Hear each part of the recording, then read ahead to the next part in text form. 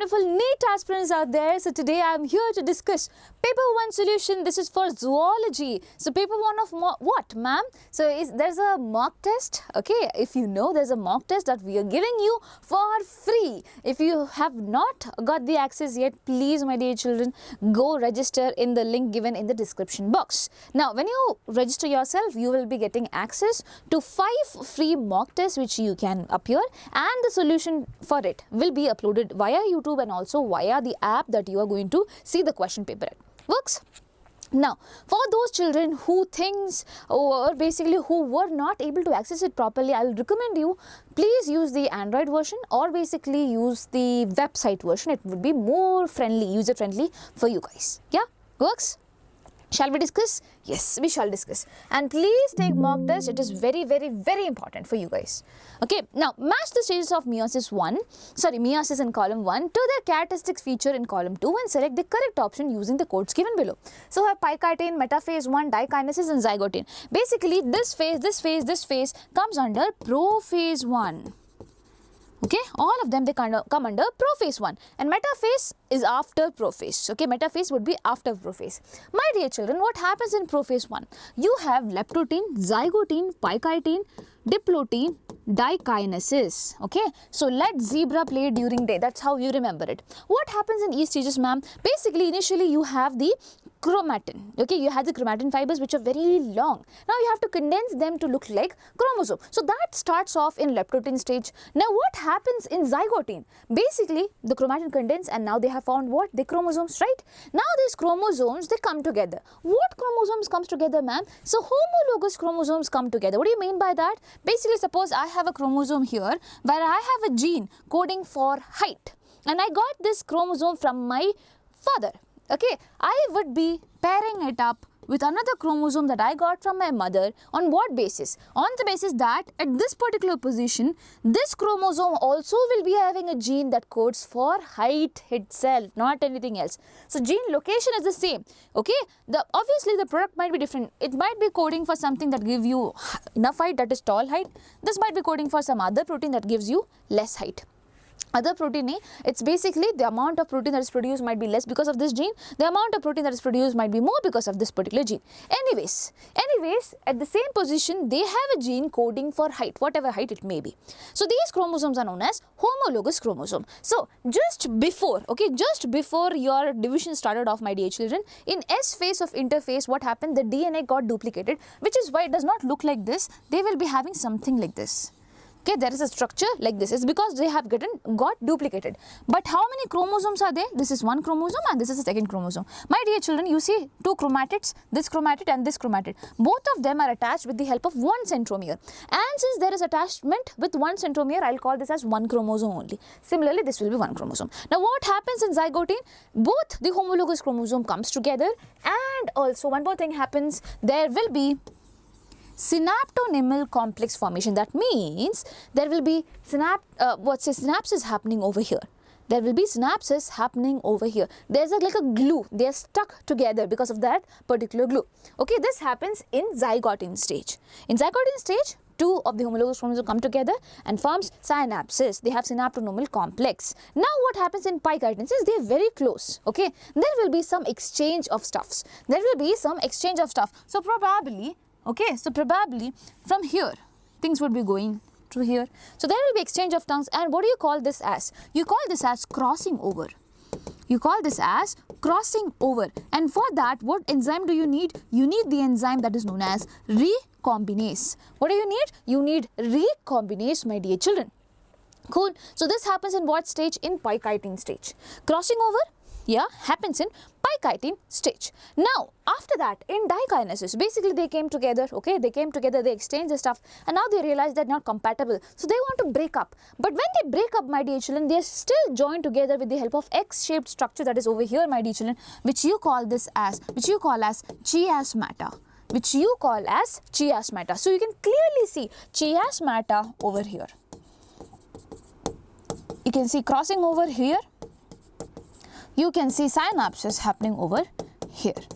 Okay, now At the last phase, that is dikinesis, what happens? They try to move away, there's chiasmata formation, but still they try to move away. What happens? This chiasmata will move towards the terminal position. So this is known as terminalization of chiasmata. It just stresses off, so it moves downwards. So this is known as terminalization of chiasmata. So that happens in this particular stage. Okay, now one very important thing that I want to tell you. So crossing over happens between sister chromatids. No, sister chromatids are this. This and this chromatid, they are sister chromatids and they are attached with one centromere. Okay, if you talk about this one and this one, they are non-sister chromatids. They are what? Non-sister chromatids. So crossing over happens between non-sister chromatids. Remember that if you have an option for selection of wrong statement and things like that, it might come. So all the details that you see over here are really important. Okay, now with this information, can I try to solve this question? Yes, ma'am. So what happens in pie kiting, my dear children? In pie kiting, crossing over happens. So pie kiting is for crossing over. So A goes with 3. A goes with 3. What option do I have? I just have one option, and with that, I could actually find the answer as well. Just a second, okay? It's my hair. Okay. I just have one option, and with that I could find the whole answer as well. Okay, now metaphase 1, that is something odd. So after prophase you have metaphase, where what happens, my dear children, all the chromosomes that you see, they align on the equatorial plane. Okay, they align in the equatorial plane, in the middle. So metaphase goes with chromosomes aligning at the equatorial plane. Cool. So B goes with 4. Now dikinesis, what happens in dikinesis? I just told you terminalization of chiasmata takes place. So C goes with 2. Fine. Now in zygote over here, synapses is happening. Okay, pairing of what? Homologous chromosome is happening, my dear children. With that, you already got the answer. Works? Chalo. Going ahead with the next question.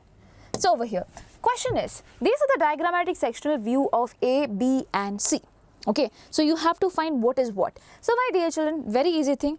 Over here, I can see a coelom. Coelom is the body cavity. Yeah, this is a coelom that I have. Over here, I find that there is not exactly a proper coelom, but pouches. But I see pouches. Okay, and over here, I see no coelom at all. So I'll call this as acoelomate condition.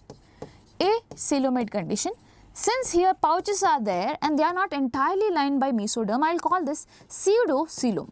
For a coelom to be known as a true coelom, it has to be entirely covered by something that is known as mesoderm, my dear children. Okay, and that is not exactly happening over here.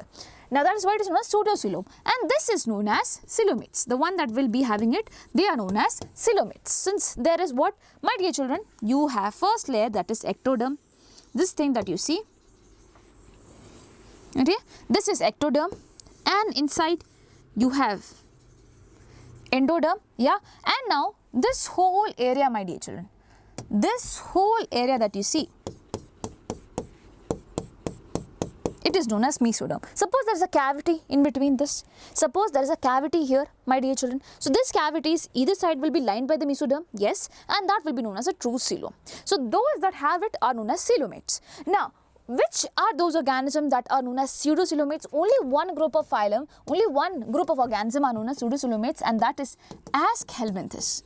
Aschelminthes, as in roundworm and things like that. Okay, roundworm, Ancylostoma and things like that. Okay, so I hope you know that. Ascaris is the roundworm, common roundworm that we have, and Ancylostoma is also Aschelminthes. So I have these two options to look for.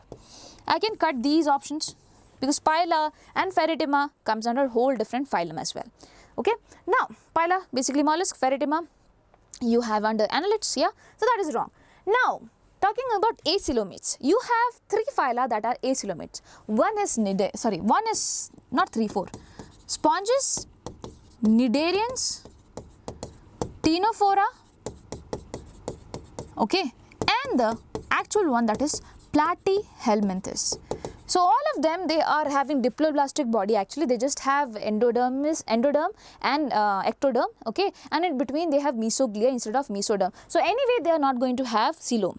That is for sure. Platyhelminthes, even after having triploblastic body, that means mesoderm, endoderm, ectoderm, everything, still does not have coelom, which is why I said that this is the actual one to not have any coelom. So acoelomates are this. So you have to look for any examples of this coming under over here. So Nereis is annelid, and annelid does not come over here, so I can cancel this option. But I am left with Fasciola hepatica. Now this is what a Platyhelminthes, my dear children, which is why this becomes the answer.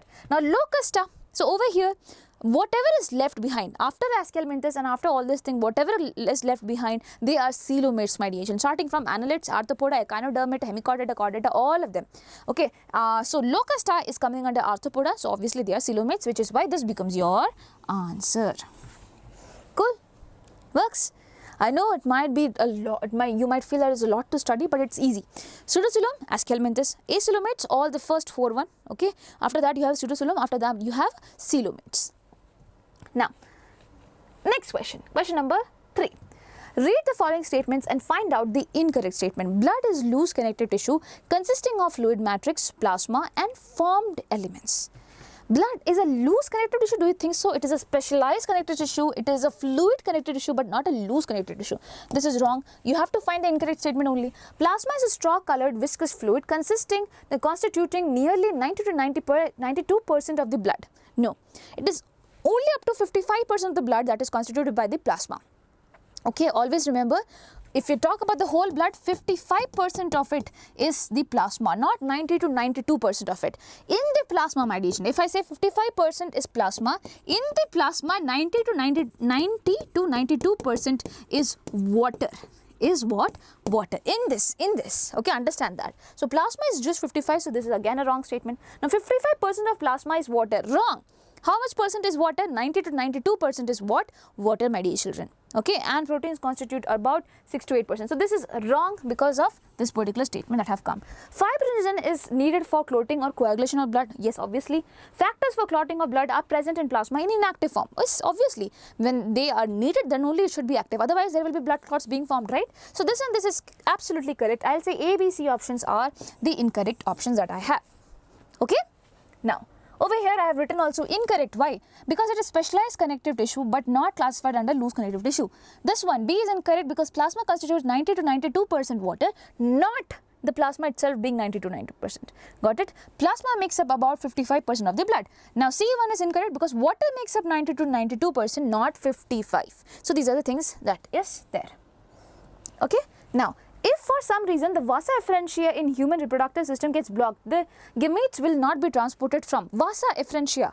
How? Where is it, ma'am? So basically, if you talk about the testes, you have testicular lobules. Inside that you have seminiferous tubules, right? So from here comes out what? Rete testis. That is the first axillary duct that we have. What is it? Rete testis. Now rete testis, my dear children, this is rete testis. Actually over here you have something else also, that is known as tubuli recti. Tubuli recti. After that comes this rete testis, and after that something helps in exiting the testis, and that something is vasa efferentia. E for exit, E for efferentia. And then, my dear children, after exiting they will make a coiled structure over here, and this is known as epididymis. From epididymis things are going to go to the upper body with the help of vas deferens. So first come tubuli recti, then comes rete testis, then come vasa efferentia, and then comes epididymis, and then comes vas deferens. So if for some reason this vasa efferentia is blocked, what is going to happen? The gametes will not be transported from testis to epididymis. Correct, ma'am. But let's see the other option. Epididymis to vas deferens, array, it comes before that. Okay. Vasa efferentia is over here, so nothing could be passing to the epididymis. So you cannot say epididymis to vas deferens. Wrong. Ovary to the uterus, array, wrong. Vagina to the uterus, wrong. Only correct statement that you have is A.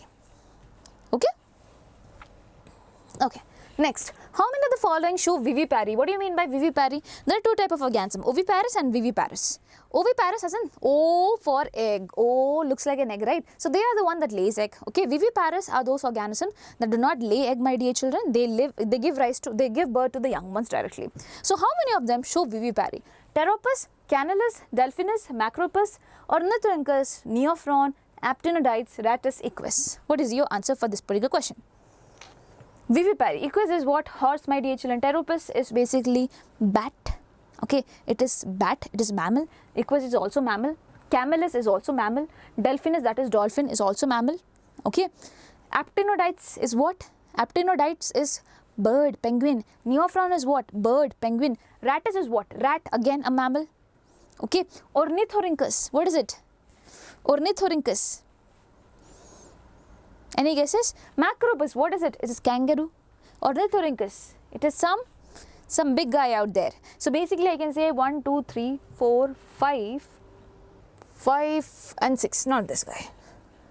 Okay, not this guy. So there will be 6 of them. There will be 6 of them that will be showing vivipary. So over here you have this. Okay, you have this. So Ornithorhynchus, my dear children, it is platypus. Platypus is also a mammal, but then it is an egg-laying mammal. Yeah, the only thing that lays egg is egg-laying mammal. So over here you have Pteropus. I told you it's flying bat. Okay, you call it flying fox also. And Camelus is camel. Delphinus is dolphin. Macropus is kangaroo. Rattus is rat. And Equus is what? Horse. Now Ornithorhynchus, why it is not? Because it is platypus, and platypus is the only egg-laying mammal that we know. And Neophron is a bird. Aptenodytes is basically penguin, again a bird, so cannot be someone who can be viviparous. Okay, so only 6 of them are viviparous over here. Cool? Yes. Next question. The genotype of a husband and a wife are IA, IB and IA small I.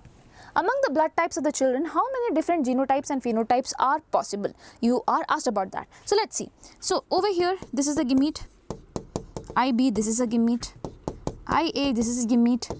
I, this is a gamete. This and this fuses, you get IA. Okay. This and this fuses, you get IA small I. This and this fuses, you get IA, IB. This and this fuses, you get IB and small I. So basically, how many different type of genotypes do you see? IA, small I, IB, small I. So 4 of them, 4 genotypes you can see, genetic makeup, yeah, 4 of them. And how many phenotypes can you see? Physical appearance. So this is AA, basically gives A blood group. This is dominant, which is why again A blood group only. Here you will see AV blood group. Here you are going to see B blood group. So how many? A, AB and B. 3 phenotypes. 3 phenotypes. Please consider this to be the same. It's A blood group only, right? So 3 phenotypes, A, AB and B are the 3 phenotypes. And how many genotypes are there? There are 4 genotypes up there. So 4 genotypes and 3 phenotypes, and this becomes your answer. Cool? Yes. Next, which of the following statement is correct in relation to endocrine system, my dear children? Non-nutrient chemicals produced by body in trace amount that acts as intercellular messenger are known as hormones. Are they non-nutrient? Yes. Are they known as intercellular messenger? Yes. And are they known as hormones? Yes. So this statement is correct. Okay, first statement itself is correct, but let's see why others are not correct. Releasing and inhibitory hormones are produced by the pituitary gland long. Always remember, the grandfather of the whole hormonal system is what? Hypothalamus. So hypothalamus is the one that gives releasing hormone and inhibitory hormone. Suppose it releases some inhibitory hormone, okay, it will go act on pituitary, and the pituitary will signal to the other organ and say that you have to inhibit your secretion. So that is how it works. So releasing and inhibitory hormones are produced not from pituitary but from hypothalamus. This is wrong. It should be hypothalamus. Now, adenohyposis, that means you're talking about anterior pituitary, is under the effect, is under direct neural regulation of the hypothalamus? No, it is not under direct neural regulation, it is under hormonal regulation. Anterior pituitary is under direct hormonal regulation of hypothalamus. It sends some hormones, that is releasing and inhibitory hormones. These signals are being transported to the pituitary, from the pituitary to the other, other endocrine glands up there. So it is not direct neural regulation, please understand, it's hormonal regulation. Now, organs in the body like gastrointestinal tract, heart and kidney and liver do not produce any hormones. Do you think so? It produces, my dear children. You have so many hormones being released up there. Okay, in the liver in the kidney, at the top of it you have adrenal glands releasing certain hormones and things like that. So it cannot be true at all. So I will say what is correct? This one. Okay, so over here you have the answer. Releasing and inhibitory hormones are produced by pituitary gland. Incorrect. Why? Because these hormones are produced by hypothalamus, not by pituitary. Now, adenohypophysis is under direct neural regulation. So adenohypophysis, that is anterior pituitary, you have 2 lobes of pituitary, posterior and anterior. So anterior lobe of pituitary is regulated by hormones, not neural signals, from hypothalamus via the hypophyseal portal system. I told you it's the hormones. Now, organs in the body like gastrointestinal tract, heart and the kidney and liver do not produce any hormones. These organs do produce hormones such as gastrin, secretin, erythropoietin. Erythropoietin by kidney, my dear children, it is there, very important for the formation of red blood cells, and ANF also. So you have so many things being produced by these organs. So please remember that. So this would be a wrong statement. Sorry, this would be a correct statement. All of them would be wrong. Now, going ahead, which of the following statements regarding the evolution of plants and animals are correct? Amphibians evolved into reptiles. Do you think so? Yes. First comes Pisces, that is fishes. From fishes came amphibians, that is the one that lives both on land and water. And then came reptiles, yeah. And from them came birds and also mammals, my dear children. So yes, amphibians have evolved into reptiles. So this is correct statement. Fish with stout and strong fins could move on land and go back to water. This was about 350 million years ago. What was the name of this fish? Low fins, and it was also known as coelacanth. Low fins or coelacanth. So what was very special about that? They had stout and they had very strong fins. Fins are basically for swimming, right? But with those fins, they could move around on the land also. So they are thought to be the connecting link between the Pisces and amphibians. And it is said that they were they were found about 350 million years ago. That is also correct. So this is also correct. Giant ferns fell to form coal deposits slowly. Yes, that is correct. The first mammals were like shrews. So from reptiles you got mammals, right? And the first mammals were actually like shrews. So connecting link between Pisces and amphibians is low fins, and the one that is between reptiles and mammals becomes shrews, my dear children. So all the statements that you see over here are absolutely correct. Okay, all of them are correct. Now, did I tell you that you can take a break after 20 minutes? After 20 minutes, not before that, okay? So you have to stay with me until 20 minutes, and after that we will take a quick break. That means you have to take a break. You have to pause the video, take a break. I will also go break, okay? I'll also go break. I will also go for a break and I'll come back. But it won't be reflected in the video because I just have to stop the video there, yeah? But you guys have to take a break. And what is this break for? You have to relax your body, and also you have to go back to the questions that we did, go through it once and then move ahead, because obviously your brain cannot process everything together. It's just a small thing, right? Yeah. Now, question number 9. Which set has two members of the same phylum? Same phylum is asked, not same class and things like that, okay? Cuttlefish and jellyfish, wrong. Not with the same phylum. Jellyfish is under Cnidaria, cuttlefish under what? Cuttlefish is under what? Under different phylum. What phylum? Do you remember the name? We will come to it. Tapeworm and earthworm, what about that? Tapeworm is under Platyhelminthes, earthworm is under Annelids, so wrong. Okay, dogfish and dolphin, both under phylum Chordata. Okay, both under phylum Chordata, class is different. Dogfish are basically coming under Chondrichthyes, yes, and dolphins are basically mammals. So under phylum Chordata, you have two things, and both of them come under that, but they are having the same phylum. Please remember that. So this is your answer for the question. Sea pen and sea hare, again a wrong answer. Okay, so let's see who all come under what all things. Cuttlefish is under phylum Mollusca. Jellyfish is under phylum Cnidaria. Okay, tapeworm I told you it's Platyhelminthes, and earthworm is Annelida. And then you have dogfish phylum Chordata, class Chondrichthyes, that is the one that have their endoskeleton made up of what? Their endoskeleton is made up of what, my dear children? It is made up of cartilage. Yeah, and now phylum Chordata, dolphin under phylum Chordata, and sea pen and sea hare. Sea pen phylum Cnidaria, sea hare under phylum Mollusca. Okay, so children easily get confused over here. They think it's some what do you call that, as poriferans and things like that, but it is not. Okay, so sea pen under Cnidaria, sea hare under Mollusca.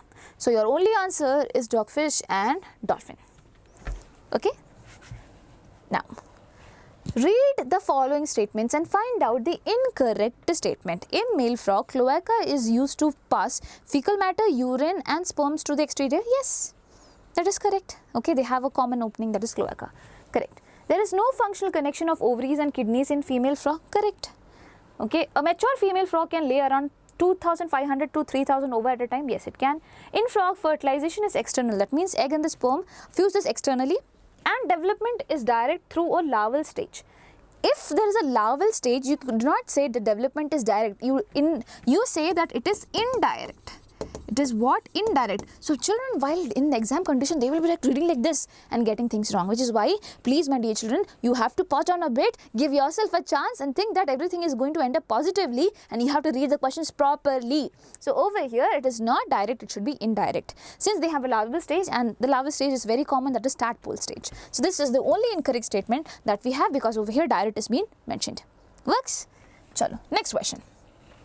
Which of the following statements are correct? The hormone responsible for maintaining the diurnal rhythm of the body is secreted by a gland situated on the dorsal side of the forebrain. the hormone responsible for maintaining the diurnal rhythm of the body secreted by a gland situated on the dorsal side of the forebrain? Yes. What is the name of the gland? Pineal gland. It is a pineal gland. Pineal gland, and it releases melatonin. It releases what? Melatonin. So yes, that is correct. Exophthalmic goiter is characterized by protrusion of eyeballs, weight loss, correct, enlargement of thyroid gland, correct, and decreased basal metabolic rate. Wrong. Increased metabolic rate. Increased metabolic rate, not decreased. So there is hyperthyroidism in there, which is why the basal metabolic rate increases, not decreases. So this is wrong. Addison's disease occur due to decreased production of hormones from the outer part of adrenal gland. Addison's disease occurs due to decreased production of hormones from the outer part of the adrenal gland. I'll say that is correct. Okay. That is correct. It is produced from the outer part of the adrenal gland. Okay, that is adrenal cortex, not medulla. So hypersecretion of parathormone causes an increase in the deposition of calcium in the bones. Wrong. If there is hypersecretion of parathyroid hormones, okay, parathyroid hormones actually, parathyroid hormones, do you think there will be deposition of calcium in the bones? No. Actually, the calcium would be lost from the bones, my dear children. It will be lost, not deposited. So this is a wrong statement. There is no deposition. Okay, actually it will be losing out. So I'll say that 2 and 4 statement are wrong. 1 and 3 is correct. You have to find the correct one, right? So C becomes your answer. So C becomes your answer. Let's see it. So this describes, okay, second condition, okay, this describes Graves' disease, my dear children. Exophthalmic goiter is basically Graves' disease only, except for the decreased BMR, okay, except for what? Decreased BMR. So this is the wrong statement, okay. In reality, BMR increases due to hyperthyroidism. I told you there is an enlargement of thyroid gland, protrusion of, and all these things. So it is what? Decreased metabolic, no, it is increased metabolic rate instead of decreased. Now why is this wrong? So parathyroid hormone increases the blood calcium by removing calcium from the bones. So blood calcium increases, my dear children, because the calcium has to be there in the bones, but that is being removed and it comes to the blood. So in the blood, the calcium level increases. So the only correct statement is what? C, that is 1 and 3. Now student collected various animals whose common names are as follows: devilfish, cuttlefish, dogfish, starfish, surffish, jellyfish, flying fish, silverfish. Find out the number of animals who are not true fishes. So devilfish is octopus, my dear children. Cuttlefish you just saw now, it comes under mollusca, not a fish. Dogfish is a fish. Starfish is not fish, it is echinodermata. Sawfish is a fish. Jellyfish is not a fish, okay, it comes under Cnidaria. Flying fish is a fish. Silverfish comes under Arthropoda. It comes under insect category. So how many of them are there which are not true fishes? 1, 2, 3, 4 and 5. 5? Yes, 5. Okay, so not true fishes, devilfish is an octopus, I told you, cuttlefish also a mollusk, starfish, echinodermata, jellyfish, cnidarian, silverfish, a wingless insect that you have that comes under arthropoda. So the total number of true fishes is what? 5. Now, which of the following hormones are secreted by pars distalis? What is pars distalis? It's a part of your adenohypophysis. You know, you have two things. You have anterior pituitary lobe and posterior. Right. So anterior pituitary lobe is known as adenohypophysis, yeah, and over here you have pars distalis, you have pars intermedia and something else also. So over here you are asked what is the something that is released from pars distalis. Okay, find out the correct one.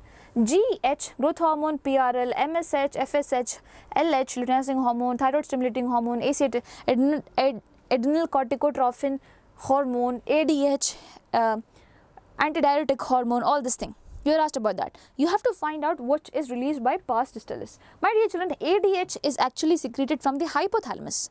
ADH is secreted from the hypothalamus. It is stored in the posterior pituitary.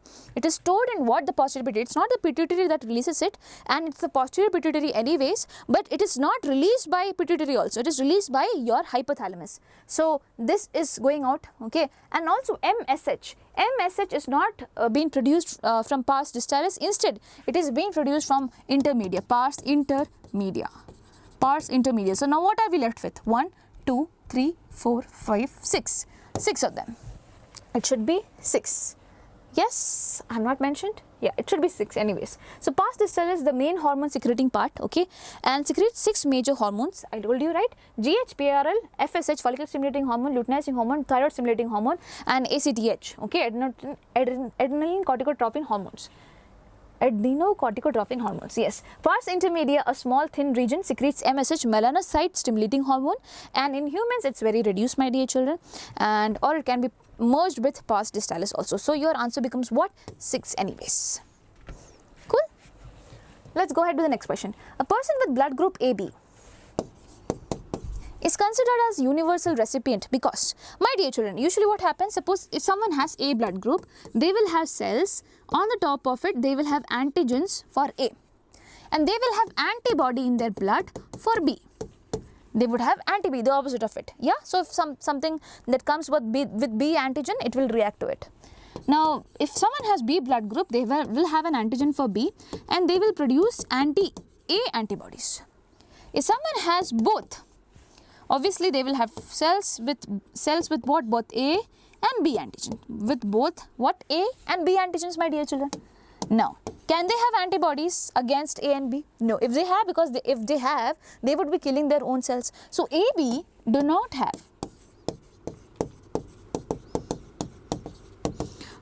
have any antibodies, which is why they are considered to be universal recipient. Anyone can give blood to them, because their blood cell might contain A antigen, their blood cell might contain B antigen, but still their body won't react because they are not producing antibodies against either of them.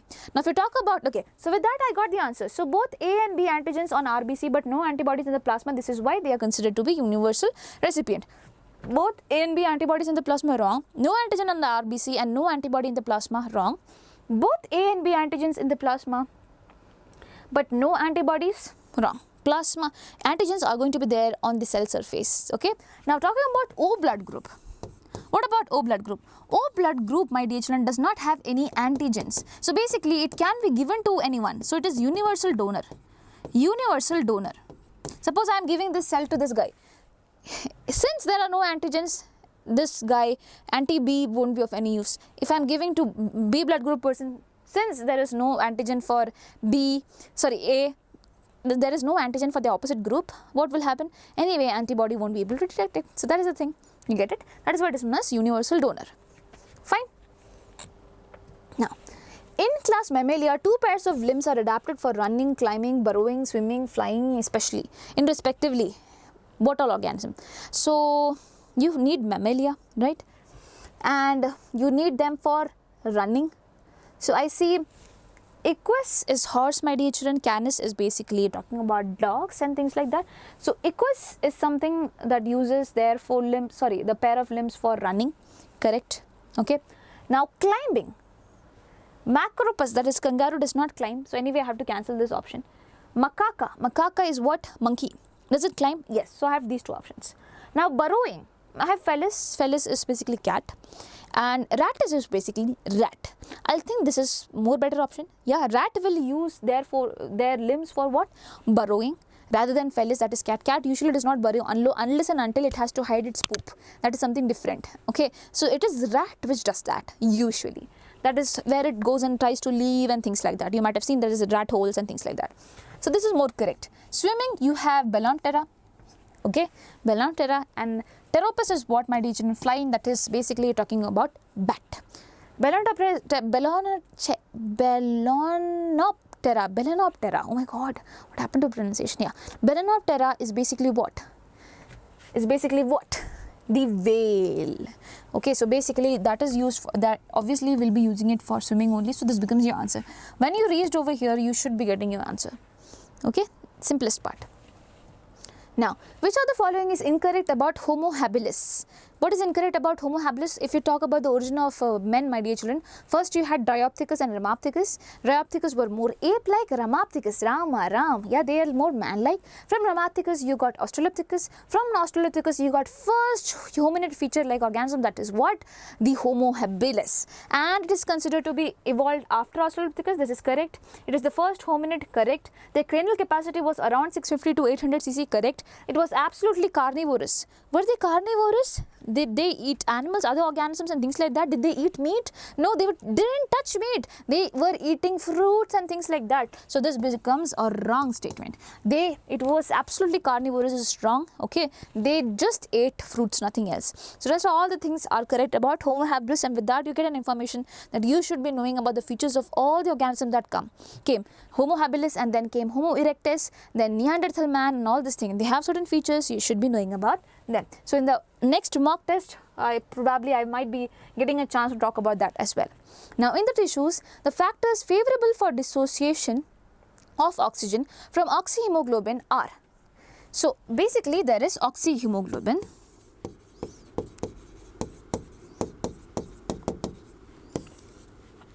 okay, and you have to dissociate oxygen from hemoglobin. That is your core aim. So what do you need? What are the factors which are favorable for that? Low PO2, there is low oxygen, my dear children. Obviously in that condition it will try to, there is no oxygen, so at this point of time obviously it will try to break up. Yeah. Now high PO2, if there is high PO2, my dear children, it will come and attach. It will try to come and attach. Low PO2, that means oxygen is less. Obviously there is no oxygen much to come and attach. That is why it is favorable. This is favorable, but this is not. Low PCO2, no. It should be high PCO2. PCO2 should try to fight with oxyhemoglobin, to basically hemoglobin to come and bind to it. CO2, if it's there, it will fight with oxygen. Says that I have to go and bind with hemoglobin, not you. So it should be high PCO2. Okay, high partial pressure of CO2. Now low temperature, higher temperature. What do you think so? Low temperature or higher temperature? It should be higher temperature, my dear children. Higher temperature would definitely favor it, not low temperature. Now low pH or high pH? Low pH or high pH? It would be low pH.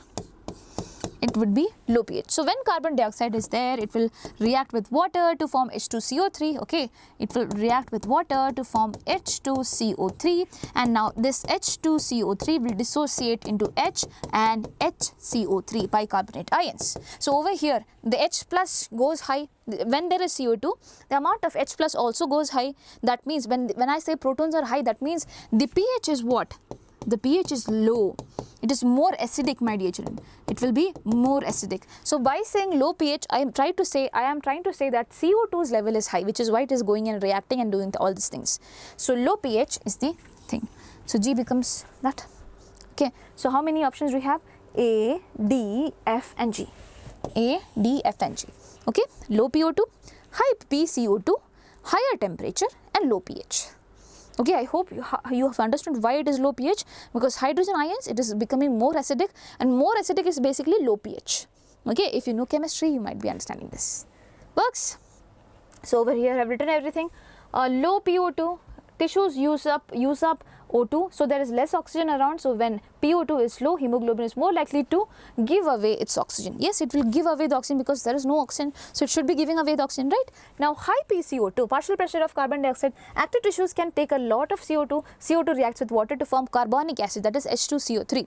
Okay, which lowers the pH. This weakens hemoglobin's hold on oxygen. This would be lowering the hemoglobin's hold on oxygen. Now higher temperature, active cell releases heat during metabolism. Warmer condition also encourage hemoglobin to release what? Oxygen. Low pH. So from CO2 you got carbonic acid, and that lowers the pH. Acidic environment makes hemoglobin less sticky to what? Oxygen. We just spoke about that over here, right? So hence this becomes your answer. Please write it somewhere. It is very, very important for you to know that. Now select the correct statements from the following, from the ones given below. Barbiturates when given to criminals make them tell the truth. Barbiturates and amphetamines, what are they? They are something that treats insomnia, that treats depression and things like that. Okay, it's not for this. Morphine is often given to persons who have undergone surgery as a painkiller. Is it? Morphine is an opiate. Yeah, it is given to patients who have undergone surgery to treat their pain, because it's a painkiller. And apart from that, it is sedative also. It makes them sleep peacefully also.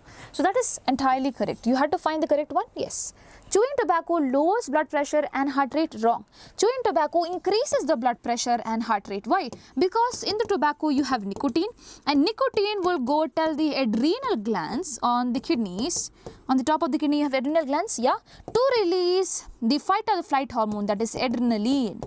And this adrenaline and noradrenaline, my dear children, this adrenaline and noradrenaline, what will it do? It will increase the heart rate. Okay, it will be increasing the heart rate. Now, cocaine is given to patients after surgery as it stimulates recovery. Wrong. Cocaine gives hallucination. You will start seeing that the stars are down, okay, on the floor, cows are flying and things like that. That's hallucination. So, it is not given to patients after surgery because it stimulates recovery. That will be total wrong thing to say. So, only correct statement will be what? B. Cool? Cool. Now, refer to the given figure showing diagrammatic sectional view of seminiferous tubules. Okay. In the figure, some parts are labelled as A, B, C, D. Okay, identify the parts which get activated by FSH. So, my dear children, you have hypothalamus which releases gonadotropin releasing hormone. I told you it releases either releasing hormone or inhibiting hormone. Now, this GnRH will go act on pituitary, and make it release LH and FSH. The LH basically acts on Leydig cells. What cells? Leydig cells, and make it release testosterone. What about FSH? FSH will be acting on Sertoli cells. These Sertoli cells are there for providing nourishment and also helping in the process. Okay, it provides nourishment. Yeah, for sure, for the growing spermatogonia. Apart from this, there is a very important process that happens which is known as spermiogenesis. What do you mean by that? So, basically when one primary spermatocyte divides, you get 2 secondary spermatocytes. When they divide, you get 4 spermatids at the end. These spermatids have to be transformed into spermatozoa. Okay, these spermatids have to be transformed into spermatozoa, and this process is known as spermiogenesis. Fine. So, my dear children, over here you need Sertoli cells. Why? Because the Sertoli cells, under the influence of FSH, would be releasing certain factors, that is androgen binding factors, and these androgen binding factors would make the testosterone bind over this particular area and help in the process of spermiogenesis to happen. Testosterone is an androgen, so androgen binding protein, it will be binding to it and will be doing that process as well. So, this is the whole scenario. Now, over here you asked which part gets activated by FSH. So, you are mentioned about primary spermatocyte and the secondary spermatocytes and all this A, B, C, D things, right? So, in middle you see different things. In middle you see D thing, you see C thing. So, these are spermatogonia, and I suppose in the middle that you see over here,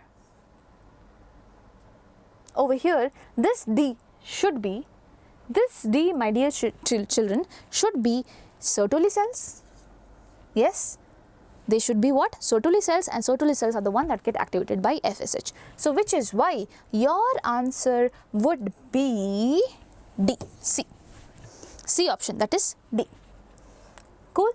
Okay, I hope you got it. So, it's the Sertoli cells on which FSH would be acting. So, Sertoli cells would be releasing ABP, that is androgen binding protein, which would be which would be holding the testosterone up there and helping the process of spermiogenesis. That is a whole different thing. So, your answer should be D. Going ahead to the next question. Where is it? Yeah. Read the following 5 statements about epithelial tissue A to E and select the options with all the correct statement. Columnar epithelium is found in the walls of blood vessels and the air sacs of the lungs. Epithelial tissue has free surface which faces either a body fluid or outside environment. The columnar epithelium is composed of a single layer of tall and slender cells. Squamous epithelium is commonly found in the ducts of the glands and tubular part of the nephrons in the kidney. I suppose it's cuboidal, not squamous. I gave you one clue. Now, all cells in epithelium are compactly packed with little intercellular matrix. So, what all do you think are correct statements? That is the question. So, over here, B is correct. Why is B correct? Why is B correct? Because yes, epithelial tissue, my dear children, has a free surface which will be facing towards either body or basically outside. The columnar epithelium is actually composed. Columnar epithelium, it looks like this. They are column shaped. So yes, they are tall, okay, tall and the slender cells. All cells in the epithelium are compactly arranged with what? Little intercellular space. Yes, because they are there for the framework and structure and things like that, which is why that is also correct. Why is this and this not correct? Because squamous epithelium is actually the one that is found in the blood vessels and the alveoli of the lungs. Why do you need squamous over there?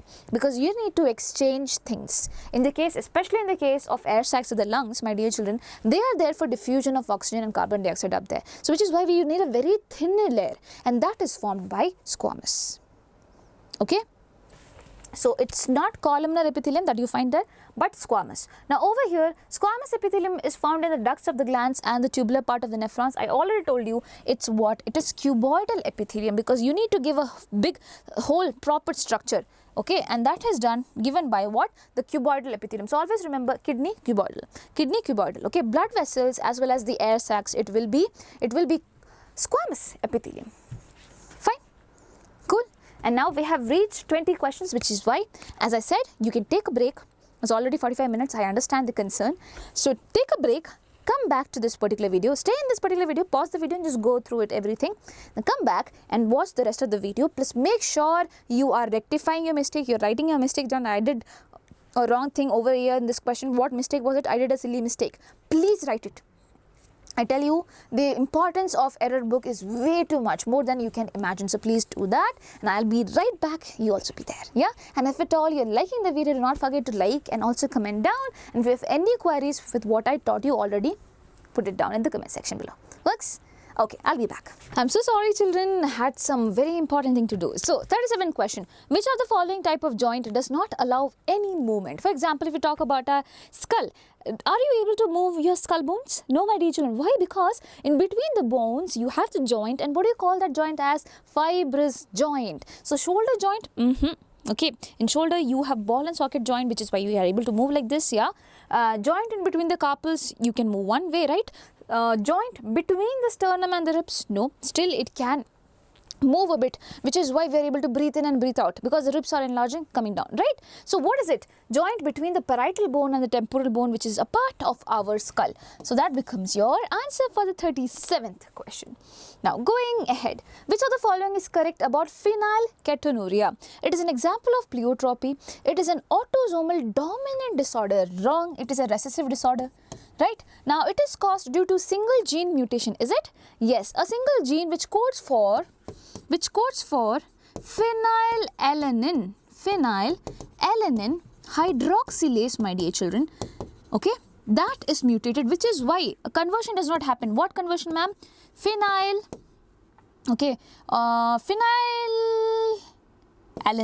Okay, sorry. Phenylalanine is not able to convert it to what? Tyrosine. So this enzyme helps in this particular process. But since this is not happening, basically your phenylalanine gets accumulated in the form of phenylpyruvic acid. And when this accumulates, you get what? Mental retardation. You have what? Mental retardation. Now that is one thing. Apart from that, because of the mutation in the same gene, my dear children, one more thing is happening, and that is reduced pigmentation. Reduced pigmentation as in coloration. Okay, reduced pigmentation would be there. That is because why do you see reduced pigmentation in the skin and the hair, my dear children? Because there is no production of melanin. There is no production of melanin. Ma'am, how is it linked? Basically, this tyrosine which is usually produced, it helps in the production of melanin as well. Okay, so since one particular gene is affected, two characters are getting affected. One is basically tyrosine is not being produced, which is why it is getting accumulated and causing mental retardation. Yeah. Second thing, there is reduced pigmentation because the tyrosine helps in the production of melanin, and that is very much important for pigmentation. So it is an example of pleiotropy. Yes, pleiotropy means what? Where one particular gene is controlling more than one character. Is it? Yes, it is. And it is caused due to single gene mutation. Yes. So can I say both A and C statements are correct? I can say that. So hence your answer becomes D. Cool. Now, next, going ahead with the next question. Glucocorticoids do not stimulate gluconeogenesis, cause lipolysis, okay, cause proteolysis, stimulate cellular uptake and utilization of amino acid. So it does. Glucocorticoids, my dear children, it stimulates gluconeogenesis. It helps in what? The formation of glucose, that is there. It causes lipolysis, that means it helps in the breakdown of lipids as well. Whenever your body needs energy, yes, you might depend on your fat as well. So that is why it breaks down lipid, and causes proteolysis again for the same reason, but does not stimulate cellular uptake and utilization of amino acid. That would be a very wrong statement. So this is the answer for the question. Okay, so I have written over here glucocorticoids like cortisol are steroid hormones that have various physiological functions, stimulate gluconeogenesis, causes lipolysis and causes what? Proteolysis as well. Now, which of the following STIs, sexually transmitted infections, are not completely curable? Whatever you do, thus the disease would be there with you throughout your life. What is that? So I will tell you easiest way, H cube. Remember, in the form of H cube. One is HIV AIDS, second one is herpes. Which type of herpes? Genital herpes. And then you have hepatitis B. Hepatitis B. So if someone gets this disease, they would be having it for lifelong. HIV, herpes and hepatitis B. So over here AIDS is written. HIV is the one that causes HIV is a virus that causes AIDS, yeah. Genital herpes is there and hepatitis B is there, which is why your answer becomes D. So which of the following STIs are not completely curable? This is the one.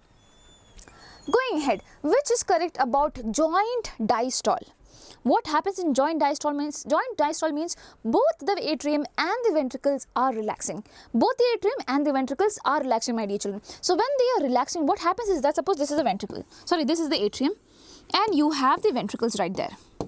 So here you have the valve, this is tricuspid and this is bicuspid valve. Here, because it's right side, you have the tricuspid. Here this is left side, that is why you have the bicuspid, right? So during the relaxation of atrium also, this valve is going to open. Why? Because during relaxation, my dear children, obviously blood is going to get filled up. Yeah, and because of this, the pressure, it opens up. Both the valves are going to open up and they are going to pour down this blood into what? Into this guy. That is the ventricle. Slowly, not in high amount, but in a very slow amount. So bicuspid and tricuspid valves are going to be open. So can I say that? Yes, this is true. This says that it's closed, so it will be wrong. What about semilunar valves? What about semilunar valves? So the valves which is there between the pulmonary artery and the ventricles. Okay. Also the aorta and the ventricles. So it has, ventricles have already sent the blood to what? The aorta as well as the pulmonary artery. Now this blood should not be returning back. Otherwise, basically that pressure would not be maintained, which is why the semilunar valves which are there over here, my dear children, it is going to be closed. Okay. The atrioventricular valves, that is between the atrium and ventricles, they are going to remain open. But on the other hand, the pulmonary artery, the semilunar valves, that is pulmonary aortic valve and also, what do you call it, pulmonic valve and also aortic valve, they are going to remain closed. Why? Because the blood has been just sent. Okay, when it contracted, all the blood went and now it is in relaxation mode. So blood should not be coming back again. Okay, that is why, my dear children, semilunar valves are going to be closed. So can I say 1 and 4 is the answer for this? With that, I can say C option is the correct option. Cool. Next, how many of the following are examples of hormones which interact with intracellular receptors? Inside the cell, they are binding to the receptors. So what are the examples of hormones which interact with intracellular receptors, my dear children? So these hormones have to be something that can pass to the lipid membrane, because you know the cell has a membrane made up of lipids. So whatever this thing is, it should be able to pass through this. It should be able to pass through this. Okay, and get inside the intracellular receptors. So it should be lipid soluble. So I have to think for that. It cannot be of peptide origin, protein origin, nothing, because in that case it won't get inside. So what are the examples of this? What do you think is the example of this? You have cortisol, testosterone, estradiol, thyroxine, insulin and epinephrine. So my dear children, all the hormones, all the steroidal hormones, they are definitely going to be an example of this, and I can find almost 4 of them: cortisol, testosterone, estradiol, and also you have thyroxine. Insulin and epinephrine is not to one. So insulin is made up of peptide, epinephrine is made up of another compound out there. So basically 1, 2 and 3 and 4. Okay, they are the ones. So cortisol, a glucocorticoid, steroid hormone. This is also a steroid hormone. This is also a steroid hormone. Thyroid hormone, even though it's not a steroid, it is what? Lipid soluble, and it interacts with the intracellular receptors within the cell. Next, during the transmission of nerve impulse through a nerve fiber, the potential on the inner side of the plasma membrane has which type of electric charge? So usually we say, suppose this is a neuron, okay? So inside it we say the normal resting potential is minus 70 millivolts. By minus 70 millivolts we mean that negative charge is more. Negative charge is more, my dear children. And then what happens when a nerve signal comes in, there will be a certain ion channel that opens up and the sodium ions get inside. The sodium ions would be getting inside, changing the negative to what? Positive.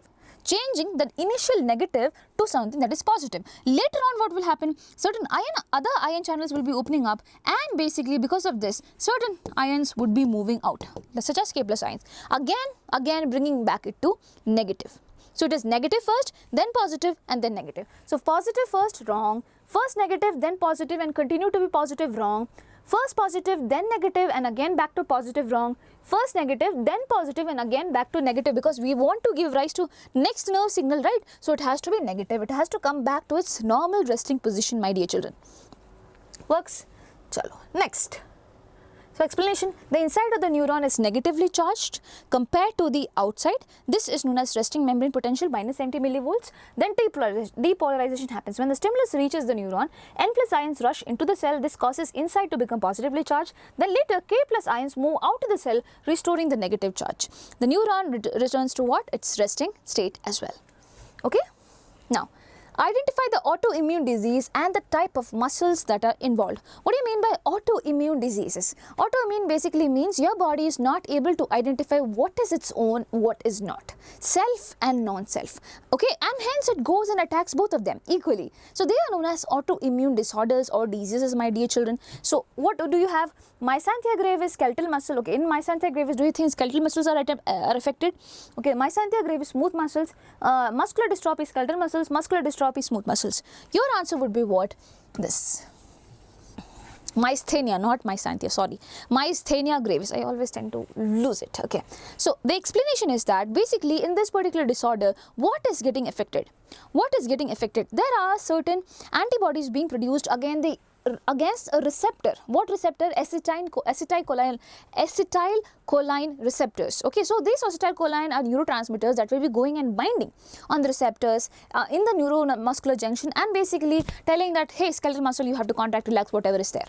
Okay, but it is going to affect these receptors.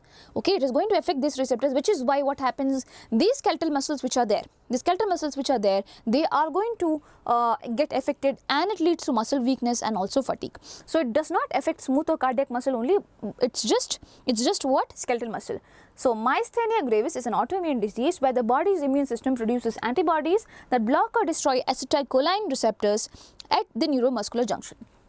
Okay, this prevents nerve signals from effectively reaching to the skeletal muscles, leading to muscle weakness and also fatigue. Got it? Yes. Now this is question number 146. I accidentally missed it. Big sorry if you're someone who is searching for that. So this is here. So I have put the number as 45th just to make you understand. So basically, if the molecular mass of an amino acid is 150 Daltons, the molecular mass of a tripeptide will be. Molecular mass of tripeptide will be what, my dear children? If of an amino acid, it is 150. Okay, and in tripeptide, how many amino acids do you have? You have 3 of them. Okay, now 3 into 150 you will calculate first. Okay, you will calculate 3 into 150. What is the answer for that? I'll use my calculator for having a really fast calculation. Otherwise, probably I'll be stuck here itself. So 150 into 3 is 450. Don't think 450. Ma'am, 450 is an option. Is that the answer? No. You're talking about molecular mass of tripeptide. So my dear children, when one amino acid, another amino acid is joined, how many peptide bonds are being formed? 1 and 2 peptide bonds are being formed. And you know what? In this peptide bonds, when a peptide bond is formed, H2O is being released. So 2 molecules of H2O is also going to be released. So you have to minus that. Then only you are going to get the answer for this. Okay, then only you are going to get the answer for this. So basically, it is roughly around 36 that you have to minus from here. So basically, if you see, one water molecule's molecular weight is 18 Dalton. Okay, one water molecule's molecular weight is 18 Dalton. So how many water molecules are going to go? It is 2. So 18 into 2 becomes 36. For 450 minus 36, your answer should be what? Your answer should be 414. Yes, your answer should be 414. Again, I will tell you, listen to me carefully. One amino acid's molecular mass is 150. Right. Now, tripeptide means there are 3 amino acids. So, 3 into 150, you got 450. Now, what happens when you're talking about a tripeptide? Obviously, while making the peptide bonds, there will be loss of water. Over here, 2 peptide bonds are there. Yeah. So, 2 molecules of water will be lost. 1 molecule of water's molecular mass is what? It is 18 Dalton. Now, 18 into 2, because 2 molecules are lost, right? 36. Now, when you minus this, you get 414, and this would be the molecular mass of this particular tripeptide. I hope you got it. Yes, and with that, we complete all the questions, my dear children. If you have any doubt, please do not fear anything, okay, just ask. I don't think I am scary, am I? I am not at all scary. Please ask me whatever comes to your mind. I will be really happy to help you out. And wishing you all the best. Definitely give all the other mock tests as well. Yeah, take care. Bye-bye. Okay children, so I hope you're back from the break. So question number 21, which of the following refer to the correct examples of organisms which have been evolved due to changes in environment brought about by anthropogenic action? The question simply says, so what is the product of human problems? So basically human beings have done so many things, yeah, because of which environment and everything has been changed, right? Now, which among them basically are examples of organisms that have evolved because of these things that human beings have done? That is anthropogenic action. Okay, so you have few options. Darwin's finches of Galapagos Island. So in the case of Charles Darwin, he went to the Galapagos Island and he noticed about finches. He noticed that finches, there were different types. Was it because of anthropogenic action? Was it because of human actions? No. They just evolved because they had some variations in them because of random mutation that happened. So this is not the one. Now, herbicide resistant weeds. Since, my dear children, we put herbicides, what have come out of it? Basically the organism we want to kill, they have become resistant to it. So they have evolved because of what? Human activities. So this is the correct one. Drug resistant eukaryotes. Yeah, that is also correct. Okay, drug resistant eukaryotes, that is also correct. Why? Because we human beings keep on having so many medicines, and at the end what have happened, my dear children, the organisms which we want to kill, they have become resistant to it. So this is also because of human made actions. Now, man created breeds of domesticated animals like dogs. Yes, that is also one big reason. So can I say B, C, D, all are the reasons? Yes, I can say that. Not the reasons, basically examples of anthropogenic action, I can say that. So D becomes your answer. Cool. Going ahead, 22nd question. Malonate inhibits succinate dehydrogenase, and this is an example of allosteric inhibition, negative feedback, competitive inhibition, non-competitive inhibition. So my dear children, there is an enzyme that is succinate dehydrogenase, yeah, and basically this succinate dehydrogenase is responsible for converting succinyl-CoA to succinic acid, right? But it is not able to do so because malonate comes in between. But how does this particular thing actually inhibit the whole function of succinate dehydrogenase? By doing competitive inhibition. That is, for example, this is an enzyme. This is what? An enzyme. Malonate actually fights with it, competes with this actual substrate. Competes with the actual substrate such that the actual substrate cannot come and bind. Instead, malonate goes and binds over there. So basically, it is known as competitive inhibition. It is competing for the active site in the enzyme, right? So C becomes your answer for the question. Now, 23rd question. A decrease in plasma albumin levels is likely to affect. So in plasma you have certain type of proteins, and one such protein is what? Albumin, my dear children. So what is the effect if the level of albumin goes really less? Clot formation, oxidation of hemoglobin, osmotic balance, or immune functions. So basically it is going to affect the osmotic balance. Why? Because this particular albumin which is there in the plasma, it has the ability to retain water. Okay, so that inside the blood you have enough amount of water. Now suppose this albumin is not there, what will happen? There will be more ions instead of water, my dear children, and that will be creating an osmotic imbalance. So basically what is it likely to affect? It is going to affect the osmotic balance which is there. Now since albumin is not there, it will lead to more and more ion concentration, which could be leading to what? Osmotic imbalance. So basically isn't it affecting this? Yes. So your answer becomes C, not any of the other function. Going ahead with the 24th question. How many diseases can be identified by karyotyping? What do you mean by karyotyping? Basically, you're looking for the chromosomes, the number of chromosomes, that is karyotyping, okay? You are assigning number of chromosomes. So, basically, I can identify those diseases which are going to mess around the number of chromosomes. For example, Down syndrome. Instead of having 23 chromosomes, my dear children, sorry, instead of having how many chromosomes? Basically 46 chromosome, there will be one more extra chromosome, 47 chromosomes will be there.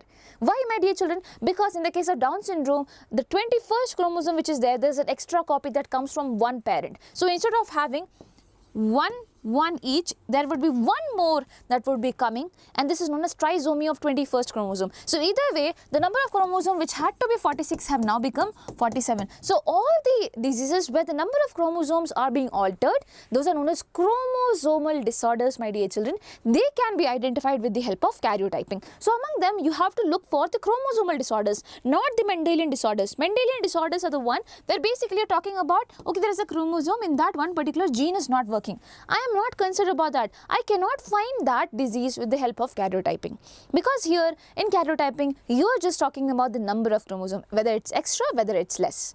Okay, so Klinefelter syndrome is where you have an extra X chromosome, so I can find it out. Yeah, phenylketonuria is an autosomal recessive disorder. Now that is not Mendelian, sorry, that is not chromosomal disorder, that is because of some alteration in the gene. Similar thing goes for thalassemia, as well as alkaptonuria, as well as albinism, color blindness, hemophilia, all of them. But about Down syndrome, I just told you there is an extra 21st chromosome. In Turner syndrome, there is a loss of one X chromosome. So again, the number of chromosomes are getting less. So what can I say? This and this, three of them can be identified with the help of what? Karyotyping. So your answer becomes D. So your answer becomes D. Next question. Identify the given structural formulae and select the correct option. So what is this and what is that? So my dear children, in the case of nitrogen bases, you have two types of nitrogen bases. One is purines and the other one are pyrimidines. Purines, my dear children, they have two rings. Pyrimidines, they have just one ring. So this should be a pyrimidine and this should be a purine. Now which one is that? Okay, you have in pyrimidines, you have two of them. In purines also, you have two of them. So we have to analyze that, my dear children, right? So what is this? This has to be a purine and it is adenine. It is what? Adenine. And what is this, my dear children? It would be uracil. It would be uracil. Now on the fifth position, if there is a methyl group, okay, 5-methyl uracil, it would have been a thymine. So, but since there is no methyl group that you can see over here, my dear children, I could not call it what? Count it to be thymine. Okay, so this will be just uracil and this will be adenine. Fine. So this becomes your answer for the 25th question. Next, select the true statements. Expiratory capacity is the total volume of air a person can inspire after a normal expiration. Do you think so? Expiratory capacity is the total volume of air a person can inspire after a total expiration? No. Expiratory capacity is basically I breathe in and I breathe out. After that, how much can I breathe out? How much can I expire? That is expiratory capacity. So this is a wrong statement. Now you have to find what is true. Now inspiratory capacity is the total volume of air a person can expire after a normal inspiration. Wrong. Again, after doing breathing in and breathing out, the total volume of air that I can inspire, my dear children, that I can take in is known as inspiratory capacity. So this again is wrong because here expire is being written. Now functional residual capacity is the volume of air that will remain in the lungs after a normal expiration. After a normal expiration, whatever is left behind, is it known as functional residual capacity? Yes, it is known as functional residual capacity. Now fourth one, vital capacity is a maximum volume of air a person can breathe in after a forced expiration. After a forced expiration, my dear children, after giving out everything, how much is the maximum amount I can take in, and that is vital capacity. Is that true? Yes, that is true. So can I say 3 and 4 are correct, but this and this is what? False. So 3 and 4 are correct. That means your C option becomes the correct answer. So over here I have written expiratory capacity is what? Tidal volume. Tidal volume is basically the amount of air that I take in, the amount of air that I exchange between breathing in and breathing out, normal breath. Yeah. And expiratory reserve volume is the air that can be expired. Okay, after that, the total amount of air that can be expired, I can breathe out after that. Now, inspiratory capacity, same thing. after a normal breath, how much can I inspire? So it refers to the maximum air that can be inspired, not expired. So that is the wrong thing that is mentioned over here. Cool? Now, going ahead with the next question. 27th, a person suffering from a disease caused by Plasmodium experiences recurring chills and fever at the time when? So basically, when does a person affected with Plasmodium have fever and chills? What is this disease? This is malaria, my dear children. And what exactly happens in malaria? So over here in the red blood cells, some stage of Plasmodium, it enters, my dear children, and it will increase their number. It will definitely increase their number. Okay, and also they are doing one more thing. They are going to feed on hemoglobin and break it down into heme and globin. Okay, and they will convert the heme into something else that is known as hemozoin. What do you call it? Hemozoin. So it's in there. Okay, it's in there. So this heme is toxic for them. That is why they converted into hemozoin. Now what happens? Once, because they are also increasing the number, the RBC will burst open, this hemozoin will be released. Now for us, this hemozoin is toxic, which is why we get fever and chills. So this is the reason. So the sporozoites released from RBC are being rapidly killed and broken down inside the spleen. This is not the reason why you get fever and chills. The trophozoites reach maximum growth and give out certain toxins. No. The trophozoite, sporozoite are all stages of Plasmodium. Okay. Now, the parasite, after its rapid multiplication inside RBC, ruptures them, releasing the state to enter the fresh RBC. This is the thing. Okay, the parasite, after its rapid multiplication, what do they do? They rupture and they get released, affecting what? The fresh RBC. So that is something. Now D, the microgametocytes and the megagametocytes are being destroyed by WBCs. Wrong.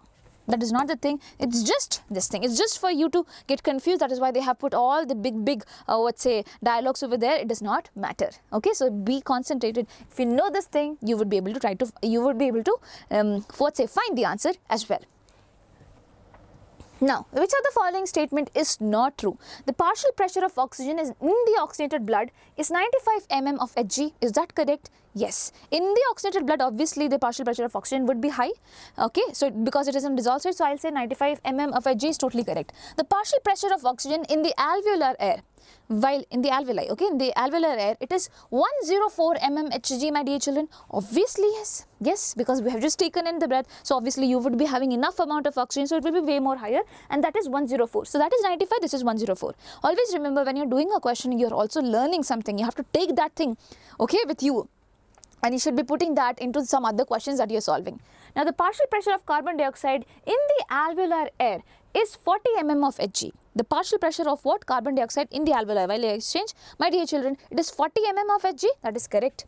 The partial pressure of carbon dioxide in deoxygenated blood is 95 mm of Hg. Now, you might think it's deoxygenated, so obviously amount of carbon dioxide should be high. But remember, the dissolved amount of carbon dioxide is really less. It is usually in the form of, as in the gaseous form of carbon dioxide is really less. That is what I meant to say. It is usually in the form of bicarbonate ions and this and that, or carbaminohemoglobin and things like that. Okay, it is attached to hemoglobin and things like that. The amount of CO2 which is just there as a gaseous form is pretty less. So it is not 95 mm of Hg. Instead, it will be 45 mm of Hg. So in deoxygenated, obviously it will be more than this. Here it was 40 in the alveolar air. Here it is 45. Please remember that.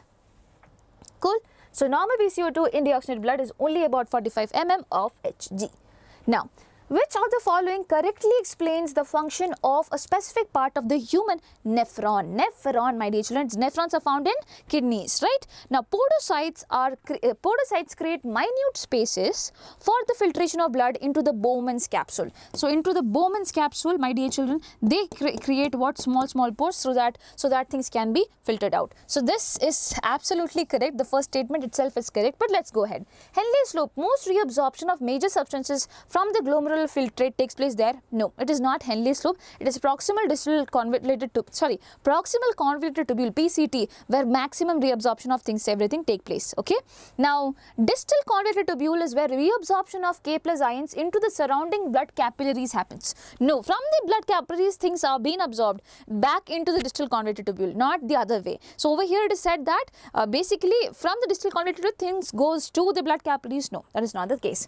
Okay. And also the ions are wrong. Now, efferent arteriole carries the blood away from the glomerulus towards the renal vein. No, it is efferent. It is what? Efferent. So basically, suppose this is the Bowman's capsule that you have. You have the efferent coming in. You have the efferent coming in, here you form the glomerulus, and then you go back. This what leaves is known as efferent, E for exit, E for leaving, and then it forms what? Renal vein later on. It will be the one that will be forming the renal vein later on. I mean joining towards the renal vein later on. So this is the only answer that is correct. Podocytes create minute spaces for the filtration of blood into the Bowman's capsule. Works?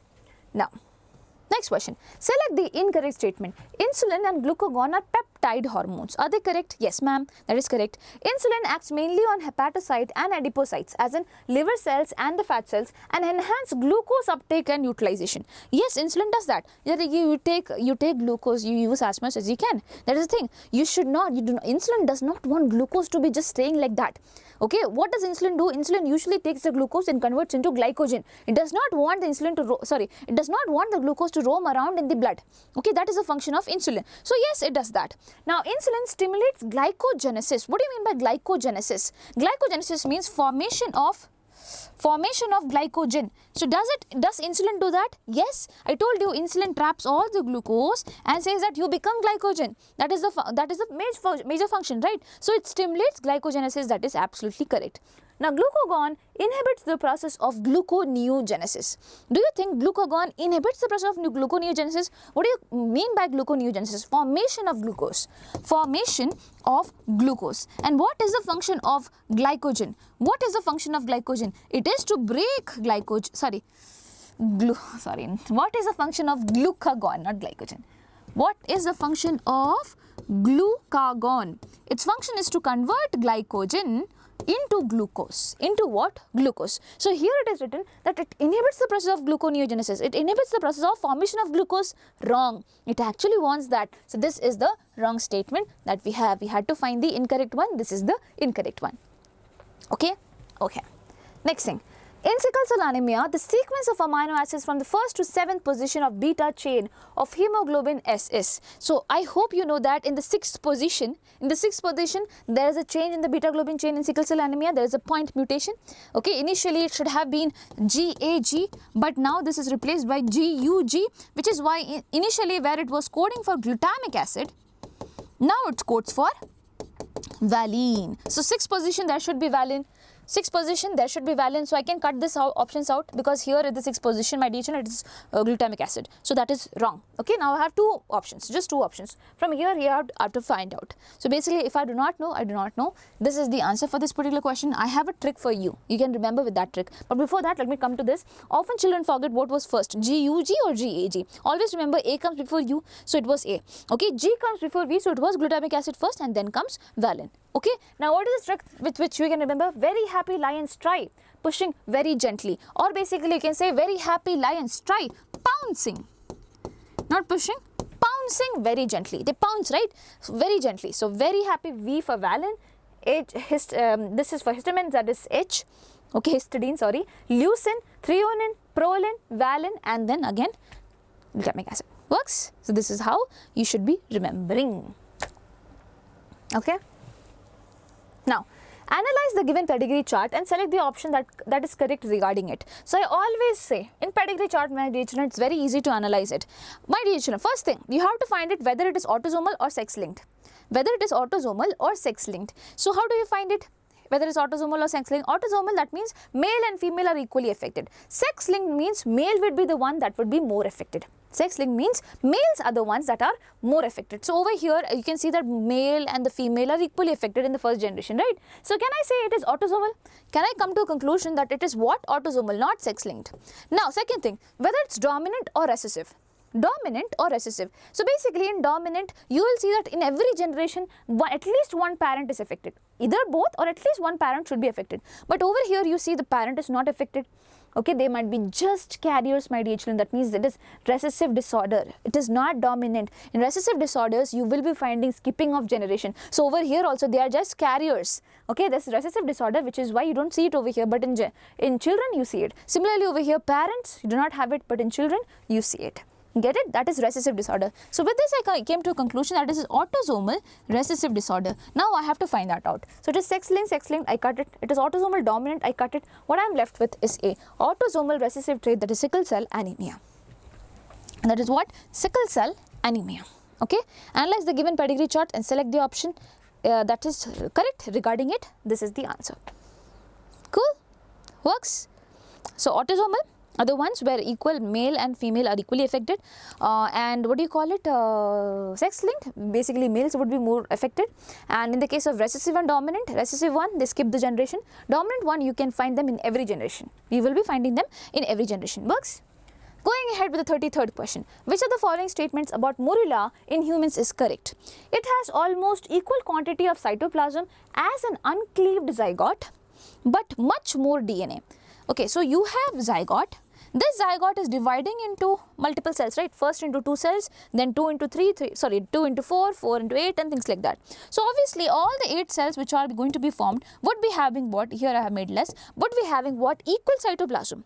Just equal quantity of cytoplasm as the zygote which was initially there. So there is a zygote, big cell zygote that is formed, and now the cells which are going to be formed out of it, they would be having in total the quantity of the cytoplasm as an uncleaved zygote. In the total morula, it will be having the quantity of the cytoplasm as the uncleaved zygote. That is correct. But do you think the DNA is the same? No. In the zygote, you just have one nucleus. But over here, each cell will be having nucleus. So obviously, the amount of DNA would be more. Okay, the amount of DNA has to be more. Okay, so is this statement correct? It has almost equal quantity of cytoplasm as an uncleaved zygote, but much more DNA. Yes, this is correct. It has far less cytoplasm as well as less DNA than in an uncleaved zygote. Do you think it is far less cytoplasm? No. No, where is cytoplasm going then? No, it cannot go anywhere. And less DNA, not at all possible. It has more or less equal quantity of cytoplasm and DNA as an uncleaved zygote. There cannot be equal quantity of DNA, wrong. It has more cytoplasm and more DNA than an uncleaved zygote. Do you think that way? Can it have more cytoplasm? Where does it come from? So this is also wrong. The only correct answer is this. It has equal amount of cytoplasm as an uncleaved zygote but much more DNA. Works? Works. Chalo. Next question. Read the following statement about biodiversity and state one which is false. Western Ghats have greater amphibian species diversity than the Eastern Ghats. Is that correct? So in your biodiversity conservation, here there is species diversity, under that it is written. So Western Ghats have greater amphibian species than Eastern Ghats. That is correct. Alpine meadows has a greater ecosystem diversity than Scandinavian countries like Norway. Is that correct? That is also correct. Okay. Now among animals, insects are the most species rich. Yes. Yes, there are wide varieties of insects, my dear children. Again, true. New York has more bird species than Colombia. Wrong. Colombia has more bird species than New York. So this is a wrong statement. Okay, we had to find the wrong one. This is the wrong one. Always remember, Colombia has more bird species and everything than New York.